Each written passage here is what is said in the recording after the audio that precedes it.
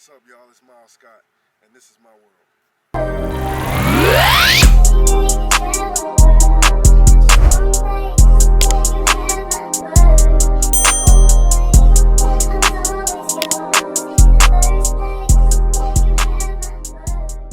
What's good, y'all? It's your boy Marlon. Yeah. And welcome back to another episode of My World Podcast, man. First off, I want to thank God for letting me do another amazing episode. And also shout out to my boy Q, aka Q Money Visuals, for the amazing quality of work. I know y'all been seeing the work he been putting out. The man always get me good, get me right. So let's go ahead and get into this episode. As y'all see, we outside. This is a new environment for me, man. Y'all know I don't really like all this. I don't like to, it's too much. But I had to get my guy on here. Bro, I haven't seen this man since we was in middle school, bro. I had to hit the man. I said, yo, man, come check me out, man. I want to interview, man. You one of the greats, man. Now I got to hit you up. But I want to first thank him for taking the time out of his day to come on here. I appreciate him for doing that. Now, let me introduce y'all to the one and only Miles D. motherfucking Scott. What's happening, y'all? What's good? So, you already know how I get into him. He's gonna say his name. You know what I'm saying? Usually I introduce him, but I'm gonna let him introduce himself. This is a grown man, right? I ain't even gonna lie to you, folks. I'm gonna let him do his own little thing, you know what I'm saying? So I'm gonna let him introduce himself, and then, we're gonna get into it. So let them know who you is, buddy. I'm Miles Scott. Right now I'm playing football at the University of Illinois. I've been there for 2 years playing receiver, but I'm going into my third year now, and I'll be playing safety this season. So I'm just looking to have a big year this year. See, my boy, great things ahead. So first question I gotta ask, bro, as all of us want to know, when did you start playing football, bro? I started playing football since I was 5, and I haven't went a year without it. Like, every single year I played football and put on them pads and in the summertime, like been grinding, trying to get ready for the season. And then even once I got to high school, about 8th grade, like freshman year, that's when we started 7-on-7 in the spring. So like I've been doing football like every year since I was 5. Who introduced you to the sport? Really, my oldest brothers. My oldest brother and my older brother. I got 2 brothers. But when they was playing football, so one of them 6 years older than me, the other one 4 years older than me. What's their names? David and Scotty. Shout out to David and Scotty. Shout out to y'all. But I watched them when I was a little kid, so like that was just instant motivation. Them your big brothers, so you see them doing something, you automatically want to do it. So I just took it a little further. I don't know, they just made me feel like I could really do it, so I just kept it going. For sure. So, like he said, he was doing 7-on-7 at a point in time, bro. So we're at one of his alma mater high schools. This is just one of them. You know what I'm saying? TF North. You know. What made you choose here? Okay, so I was at St. Lawrence High School for 3 years, and that's in the Chicago Catholic League over there in Burbank. So I was there for 3 years. My head coach was Harold Blackman, but going into my senior year, they fired him like right before the school year ended, and then I had ended up getting injured like with I was running track doing 7-on-7, lifting, like I was doing too much at one time. I ended up getting injured. Like it just brought me into this state where I was just like, man, I don't even know if I want to be here no more. So I decided to come somewhere closer. So I chose TF North. I didn't really want to go to Thornridge or Thornwood and none of that. TF North was just a place I had some connections for real with the football team, Coach Stovall. So I came here just for my senior year, really, that was it. But most of my high school was spent at St. Lawrence. How was that, though, that transition from a Catholic to more of a public school? You know, it had its pros and cons. So at a private school, you got, like, the weirdest thing to me was you would go into class, everybody's there. Like, you know what I'm saying? Like, they parents is paying for that education, so, like, everybody in class, they all take it serious. Yeah. Once I got here, it's like people, I see one person at, like, first period, then I know I got them in third period, they wouldn't be there. I got them in seventh period, they'll show up again. I'm like, bro, where you been at? Like, you know what I'm saying? Like, in public school, it's just way more lax, but, like, in private school, it was like, everybody was on top of stuff. Everybody was like chasing something. You know what I'm saying? It was much more motivation at private school to do stuff. So I don't know, like once I got here, it was just like, I'm just in school. Like You know what I'm saying? But I never lost the vision though. Okay. Because that was going to be my next question. Did you kind of, I ain't going to say lose hope or vision, but did you kind of get more, a little too relaxed? Because, you know, you're in a different environment. You know what I'm saying? Then, like you just said, you was at St. Lawrence. You know what I'm saying? That was a whole different, you know? I ain't gonna lie, being there for them 3 years really helped me like sustain that for this 1 year that I was here. So like I ain't never really lose sight of where I wanted to be. I know a lot of people around me might have been doing bad here or doing wrong or something like that, but That never deteriorate you from what you had going on. nah, cause I've been around that my whole life, like drug, like smoking, drinking, all that stuff. Like it's always been around me. It's everywhere. Yeah, you know what I'm saying. So I ain't never let that change me. Okay. You know what I'm saying. So, finna go ahead and go into the 2020 season, man. COVID happened. Talk to me, man. How did that affect you, bro? So that was bad because I wanted to. I really enjoy like you know traditional things. Like I wanted to go on prom. All my siblings went on prom. I was the only one who didn't get to go on prom. I didn't get to have a real graduation. We had like a drive-through graduation. Drive-through graduation. Like right there. But for football, for that aspect of it, man, I had no clue where I was gonna go. Cause like a lot of schools wasn't gonna be playing football no more because of COVID. Yeah. So I ended up finding prep school out in Connecticut. So I ended up going out there. And the name of that school was? St. Thomas More. Okay. St. Thomas More School out of Oakdale, Connecticut. Okay. So I was out there for that 2020 fall semester and then that 2021 spring semester. And I was just trying to, you know, put enough tape together where I could go to a big time school, and I ended up at University of Illinois.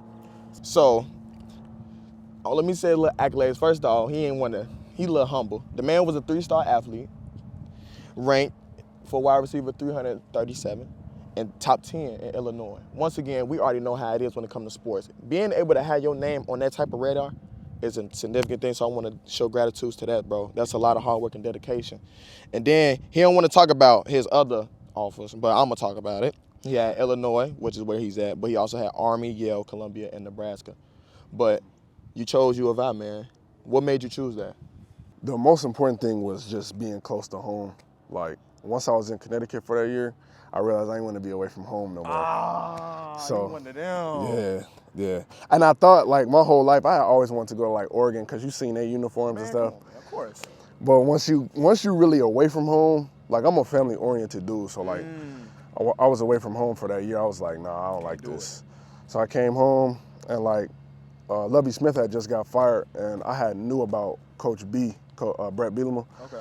He was at Wisconsin when I was younger, but they was winning championships then. Like, you know what I'm saying? So, like, now Coach B is my head coach, and them same dudes that was playing on that team is my coaches now.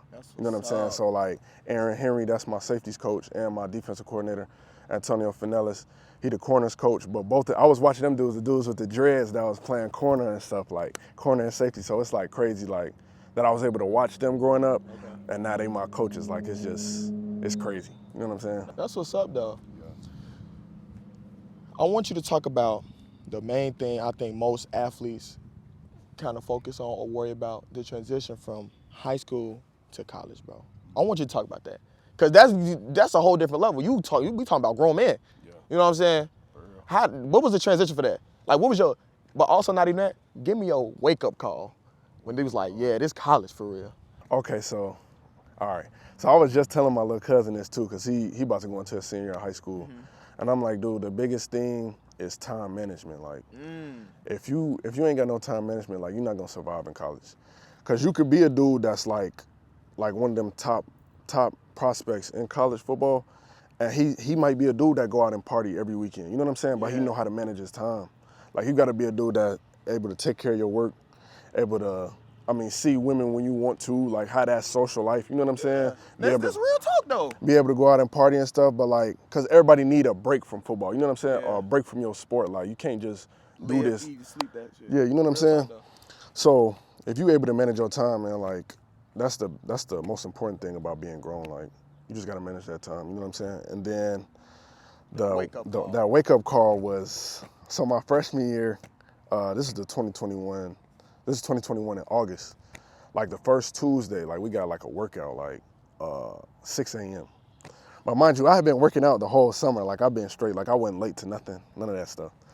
But I don't know what it was. This Tuesday, it was a week in Nebraska. It was the first week. I was on the travel squad, too. Like, you know what I'm saying? Like, I'm supposed to be dressing and stuff like that. So, Tuesday, 6 a.m., I must have put my phone, like, right next to where I'm sleeping, like, on my pillow. Okay.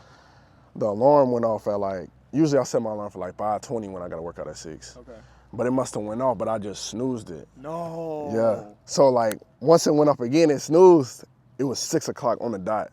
So as soon as I woke up, I ran straight to the facility. It's only like a 7-minute walk, but I ran straight there. When I got there, it was 6:07. He was just like, nah, come back and work out later today. After that, like literally the next day, I seen my name was off the travel squad list. Like, I wasn't traveling no more. I was on scout team for like 5-6 weeks. 5-6 weeks? Yeah. Because you missed one? And it might not have necessarily been just because of that, but then again, you also have to understand I was a walk-on, you know what I'm saying? And I'm a freshman, you know what I'm saying? So like, me being in that position, there's no way that I can mess up. The real honest God truth, he can't fuck up. That's just honest, that's the real word, you can't. So once that happened, that helped me understand like, all right, dude, you gotta Lock the fuck in. You feel me? So ever since then, I've never been late. I put my iPad all the way on the other side of the room, set the alarm. I put my phone on the charger, but it's not right next to my pillow. So as soon as that alarm go off, I literally have to stand up, walk across the room, and go turn it off. So like now I'm up. Like I don't snooze the alarm no more, like none of that. You got to, but you put yourself in a better position to succeed though. Mm-hmm. That little stuff like that matter. Yeah. You know what I'm saying? You gotta understand what works for you. Everything, cause that for me, I'm not finna get up alarm. What I like to do is I like to set the alarm a little early prior to that so then I can hit the snooze and then once it go off again, then that's when I get up. That's me though. You know what I'm saying? But like you said, different strokes for different folks, you know what I'm saying? And this is another thing that's crazy about that story. Like when it's crazy because them coaches, they don't know you. So like if I was to, exactly. And if I was to tell them how I was in high school, like straight A student, like I never was late to anything. You know what I'm saying? Like in my life, like I don't never be late to nothing. So like for me to be late that day, it was like I don't know what to say. Like I'm not normally a dude that's late, but they not trying to hear that though. You feel me? Because they don't know who you are yet. You gotta build that rapport. Like you know what I'm saying? You gotta build that. You feel me? That resume, yeah. So like if they don't know what you own, like, and you start out doing stuff like that, then it's gonna be like downhill quick. But I was able to fix it immediately. Get yourself out that hole. You know. I want you to talk about that part specifically, bro. Going on as a walk-on. You know what I'm saying? People don't understand once you win that level of that mental, that it really takes a toll, bro. How was you mentally with that? I don't know. You always had them thoughts like, are these dudes trying to finesse me out of spot? Like, are they trying to let other guys that's on scholarship have more opportunities than me? You know what I'm saying? But at the end of the day, I just put God first and just work. Like, that's how I've been my whole life, though. Like, even when I was in high school, I'd go and play against teams. Like, I never wanted to join Boom. So, like, Boom is like a 7-on-7 team, like one of the best teams. I didn't want to join them because I wanted to go against, like, the best. You know what I'm saying? Like, and prove that I could play with anybody. You feel me? Like, we'll go down to Florida and have tournaments, like, and I'd just be like, yeah, you feel me? So I'm just trying to prove that. That real belt to add. I'm better than dudes that's on scholarship and stuff like that. So I always had that underdog mentality. So like when I went into college, like, natural. Yeah, I didn't really care about who was on scholarship, who was a walk-on. Like, I was gonna play regardless. Like, you feel me? And my freshman year, I did play, but I only played like 4 games, so they redshirted me. Then the next year, I played every game. I had a couple stats, like not. Oh no, I got his stats. Don't worry. You know I do my research. First off, grades matter because the man was academic all Big Ten. First off, he been telling y'all that. You get what? This the real truth when it comes to this D1 and just college sports. You gotta be a student athlete. You can't be athlete student, bro. Otherwise, you're gonna be staying at home in that bed while other people are enjoying and living, you know, the dream that you trying to live. Also, he played in all 13 games. He was able to have 4 receptions for 29 yards on the season and 2 punt returns for 9 yards on the season. Career long, 90-yard reception against Chattanooga as well. What are your goals going into this year? Because now, like you say, you're finna head to a whole different position as well. You're finna be a safety now. Mm-hmm. So what are your initial goals? My initial goals is just to, first of all, stay healthy. Like, that's the most important thing. Availability is the best ability. You know what I'm saying? So I always make sure I keep that at the forefront of my mind, like just taking care of my body. That's it. And then in terms of goals, man, I try not to like put a number on stuff. I just allow God to handle that. Like, I just want to go out there and play, help the team the best that I can. Like, just give him my all. That's really it. Like, whatever God want to give me, that's what he give me. Okay. It's all according to his plan, man. That's it. Just follow it. Yeah. God's plan is the only plan. We're going towards the end of the podcast, bro. I want to ask some some simple random questions, bro. Yeah. Who is some players you look up to in the NFL? In the NFL, I'll say, since I was playing receiver for most of my career in football, like, Amari Cooper was always my favorite receiver. Like, just the way he carried himself, like how he was like humble and stuff, that's the same way I carry myself too. Like, I just seen like a similarity between me and him. How he was a route runner. When I was playing receiver, that's what I was known for, like routes. Like, oh yeah, this dude can run some routes. Like, you know what I'm saying? So I just modeled my game after him. But now that I done switched to the defensive side, even when I was a kid, Ray Lewis was always one of my favorite players. Ray Lewis and Ed Reed, I always tried to mimic the way they played. Because when I was a kid, I played defense more so than offense. But like once I got into high school and college, I was playing receiver. And now I'm back to defense. So it's fun to be back hitting somebody. You know what I'm saying? So that's why I know play that sport. Yeah. People like him like to hit people, hurt people. I don't like that. I don't like to get touched. But right now, I watch Buda Baker a lot. I watch a lot of him. I say Derwin James. You know what I'm saying? Like, I'm still trying to find new safeties. I like Jalen Petrie out in Houston, the Houston Texans. Okay. Minka Fitzpatrick, obviously, for the Steelers. So I watch a lot of dudes, though. I try and, like, so you just take like something from, pick certain stuff from certain players. And even dudes on my team, like.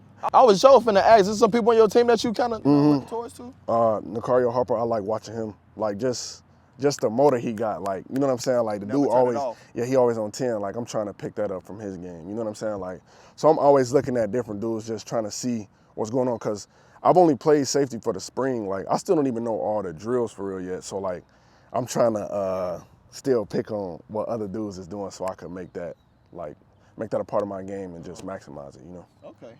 So. The last question before we, wrap this up. Like you said, you basically going to become a vet at the school. You know what I'm saying? What is some advice, not only could you give the football players and athletes coming in, but also people back at home that's watching you? What is some advice that you can give them? Just keep grinding. That's it, really. Like, nothing can happen overnight. And anything that's worth having is going to be hard. Like, it's going to be a struggle. Like, don't expect nothing to be easy. Because, like, this is definitely not easy. Like, getting to where I'm at right now, like, it took a lot of days by myself where I'm at the hill by myself.